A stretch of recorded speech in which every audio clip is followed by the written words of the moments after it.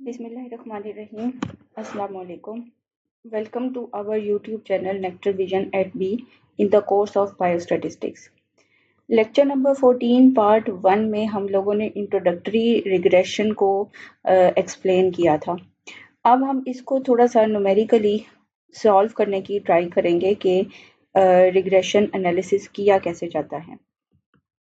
तो इसको स्टार्ट करने के लिए हम लोग एक केस स्टडी भी लेंगे, लेकिन उससे पहले हमें पता होना चाहिए कि what kind of formulas we should need to solve regression, simple linear regression. ठीक है, अब प्रिंसिपल ऑफ लीस्ट स्क्वेयर एक टेक्निक है जिसके थ्रू हम रिग्रेशन का एनालिसिस कर सकते हैं। देखें स्टूडेंट्स, रिग्रेशन जो है वो सॉल्व की जाती है डिफरेंट मेथड्स के through.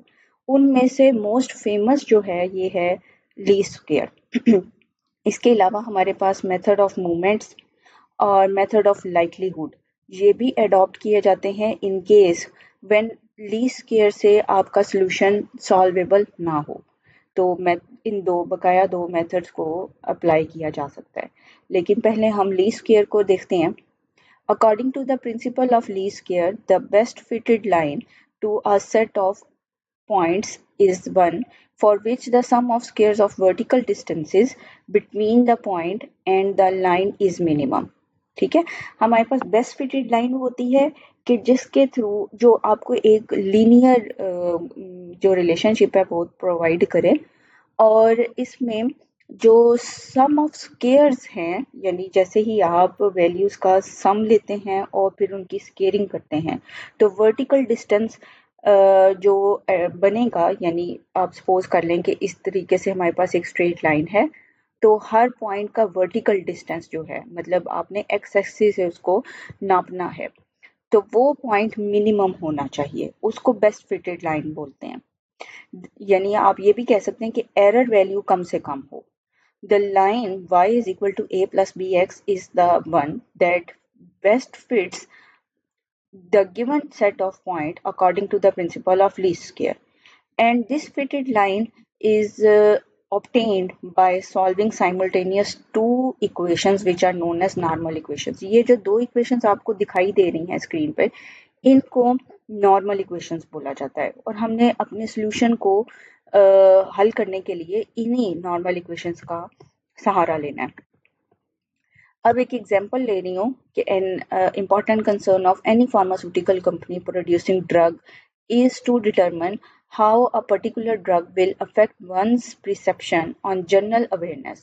Suppose one such company wants to establish a relationship between the percentage of a drug in the bloodstream and the length of time it takes to respond to a stimulus.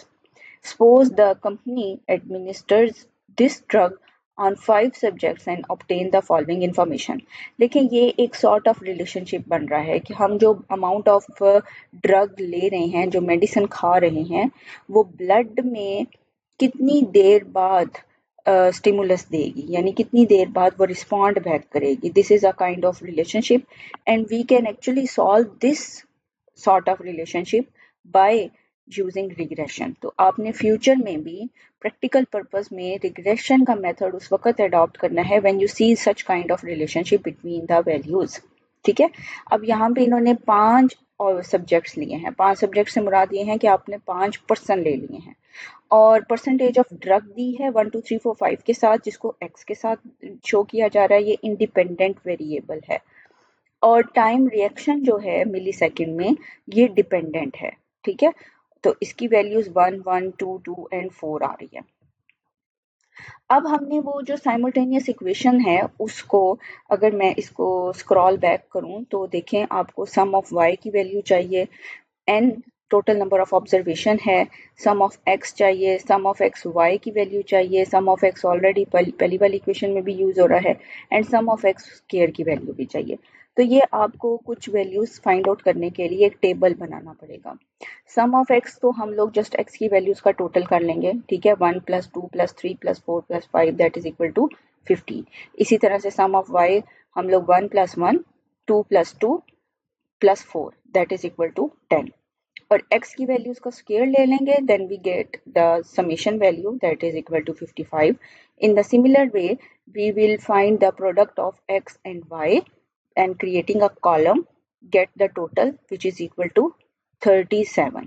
ठीक है, तो आपको ये जो last पे summation value सारी आ रही हैं इनको यूज करते हुए साइमल्टेनियस इक्वेशन मेथड जिस तरह से सॉल्व करते थे वो मेथड अडॉप्ट करते हुए आपने बी और ए दोनों फाइंड आउट करने हैं। अब किस अंदाज से किया जा सकता है, देखें ये मेरे पास इक्वेशन नंबर 1 बन गई है, ठीक है, जो नॉर्मल इक्वेशन नंबर 1 थी, और ये 37 that is equal to 15a that is equal to 55b, यानी ये इक्वेशन नंबर 2 है। अब मैं इन दोनों में किसी एक इक्वेशन को दूसरी के इक्वेट करूंगी, ठीक है, और मुझे जो अडॉप्ट लग रहा है मेथड के, मैं ये अडॉप्ट कर सकती हूँ कि पहली वाली इक्वेशन को अगर मैं मल्टीप्लाई बाय 3 करूँ तो इनमें वैल्यूज जो हैं वो बराबर आ जाएंगी, ताकि मैं साइमल्टेनियस इक्वेशन से एक को कट डाउन कर दूं और दूसरे को हासिल कर लूं। जैसे देखें, अगर मैं फर्स्ट इक्वेशन को 3 के साथ मल्टीप्लाई करती हूँ, तो देखें यहाँ पे 3 into 10 that is equal to 30, 3 into 5 that is equal to 15 आ जाएगा, and if I multiply the value of 15 by 3 तो फिर मेरे पास जो वैल्यू आ रही है that is equal to 45। Clear? तो देखें पहली वैल्यू बन जाएगी 30 में से -37 करूंगी तो -7 आ जाएगा, -15 और +15 ये एक दूसरे से कैंसिल आउट हो जाएंगे तो ए की टर्म कैंसिल बन जाएगी, और 45 माइनस 55 करूंगी तो -10 आ जाएगा। अब इसको दूसरी जानिब लेके जाके मैं डिवाइड कर दूंगी, यानी -7 divided by 10 that is equal to 0.7, और ये b की वैल्यू आ गई। अब इन दोनों इक्वेशंस में से किसी एक में b की वैल्यू को पुट करूंगी तो मेरे पास सॉल्व करने पर a की वैल्यू आ रही है दैट इज इक्वल टू -0.1। ठीक है students, hence our straight line is given by minus 0.1 plus 0.7x. The head is replaced on the top of y so as to differentiate between the value of y obtained from the line from ones that pertain to the actual data set। यानी अगर आपके पास actual data set है वो y से show होगा, और अगर आप y के ऊपर हेड लगा रहे हैं तो it means you are estimating the y values. तो हमें इस काम का फायदा क्या हुआ?